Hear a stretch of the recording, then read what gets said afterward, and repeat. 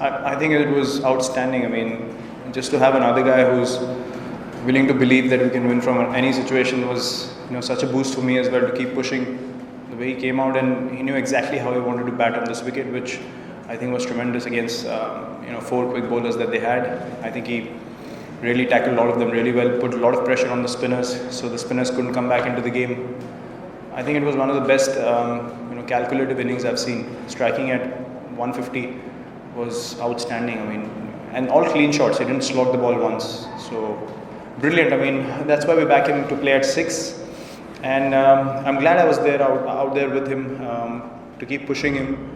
He was disappointed in the last series against New Zealand when he couldn't get us across the line. In Delhi, he was again playing really well. But I told him the best place you can learn is out there in the middle. No point sitting outside and then thinking what you could have done. So just push yourself a little more and then you'll understand how to do it again and again. But if you ask me one word for his innings, outstanding.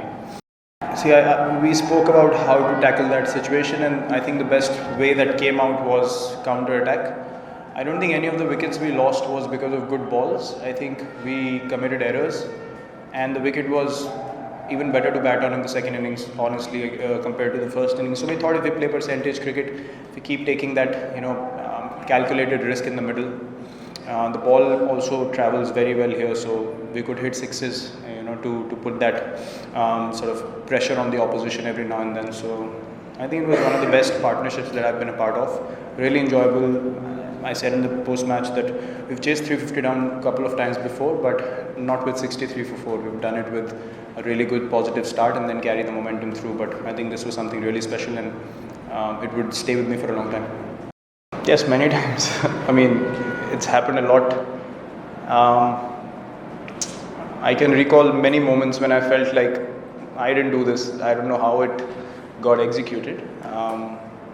But I've always spoken to all the guys in the change room about the same thing. If you're focused on the goal, on the target that you want to achieve, you don't necessarily need to think too much about the game, in terms of your personal runs or where you stand in the game. If you're looking team all the time, instinctively you end up playing shots or doing things that you don't quite believe before achieving them. You don't quite believe that you are capable of achieving them. So yes, some of the shots, they happen in momentum. I really feel that, when you are in momentum in cricket, that's a very important thing.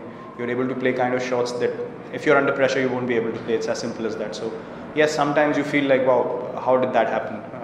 It's pretty evident with any batsman in the world. You can ask anyone. They pull off a few shots and they'll be like, how did I do that? So I think it's just one of those things with all international batsmen. Once you get momentum, you can do things that you don't quite feel you are able to do, but it happens. Well, that's exactly what we spoke about. We don't have time to